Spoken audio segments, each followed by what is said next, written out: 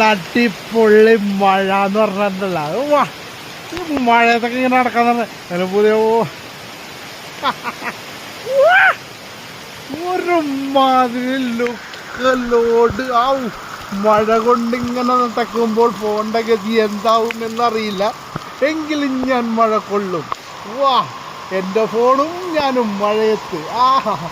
ഓ, ഇത് കുളിക്കാൻ മടിയായിട്ട് കയറുന്നത്. അപ്പം ഇതുപോലൊരു എന്താ പറയുക, പ്രകൃതി നല്ല ഷവർ അങ്ങോട്ട് തരുമ്പോണ്ടല്ലോ, അവസ്ഥ ആലോചിക്കായി എന്താ സുഖം. ഇതൊക്കെ പ്രകൃതിയിലേക്ക് അങ്ങോട്ട് കാട്ടിലേക്ക് കടന്നു വന്നൊരു ഫീലല്ലേ അമ്മ. ഇതൊക്കെ സുന്ദരമായ മഴവെള്ളപ്പാച്ചിലുകൾ. എന്തെന്നാ പറയാ, ഇതിനൊക്കെ എന്താ പറയാ, ഇതൊക്കെ ആസ്വദിക്കണം. പ്രകൃതിയിൽ ഇത്ര നല്ല നാച്ചുറൽ സംഭവങ്ങളൊക്കെ ഉണ്ടെന്ന് പറഞ്ഞാൽ ഇതൊക്കെ ആസ്വദിച്ചിരിക്കണം. ഏത് തീരാവ്യാധി നമ്മളിൽ നിന്ന് പോകുന്നുള്ള കാര്യത്തിൽ 100% ഉറപ്പാണ്. വാ, എന്ത് രസം നടക്കണം മഴ കൊണ്ടിങ്ങനെ നടക്ക.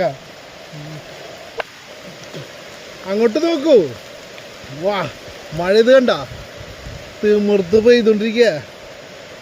മഴയിൽ നനഞ്ഞ് കുളിച്ചിങ്ങനെ നടക്കുമ്പോൾ കിട്ടുന്നൊരു സുഖം ഉണ്ടല്ലോ. ഓ, ഞാനിപ്പോൾ പോണ എവിടേക്കെന്നറിയോ? അടുത്ത പാടത്തേക്ക്, എൻ്റെ വീടിൻ്റെ അടുത്തുള്ള അടുത്ത പാടത്തേക്ക്. കാടും പുഴയും പ്രകൃതിയും അലിഞ്ഞു ചേർന്ന ഒരു കൊച്ചു ഗ്രാമമാണ് എൻ്റേതെന്ന് പറഞ്ഞാൽ നിങ്ങൾ വിശ്വസിക്കുമോ? ഇതാ കാണൂ, അടുത്ത കാട്ടിലേക്ക് ഇടിമിന്നലുണ്ട്. അപ്പം ഞാൻ അധികം വേഷം കെട്ടി നിൽക്കുന്നില്ല, തിരിച്ചു പോകണേ. വാ, ഓക്കെ.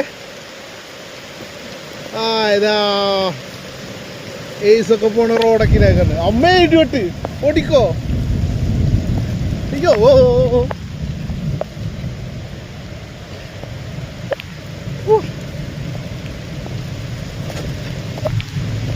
ഇടി വെട്ട് കഴിഞ്ഞ അടുത്ത മിന്നലാണ്. അതിന് മുമ്പ് എവിടെയെങ്കിലും കയറാം. കയറി. വാ, ഒരു രക്ഷയില്ല കേട്ടോ. എന്താ മഴ.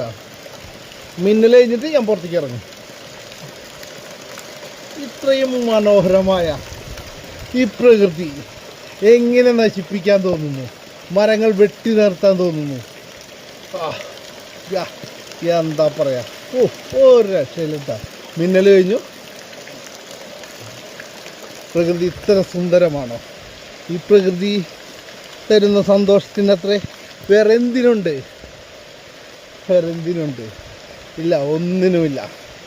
അതിമനോഹരമായ കൊച്ചു കൊച്ചു കാടുകൾ നിറഞ്ഞ കൊച്ചു കൊച്ചു സുന്ദരമായ എൻ്റെ വീട് കണ്ടിട്ടുണ്ടോ? അയ്യോ, സമയമില്ല കാണിച്ചു തരാം. വീട് 56.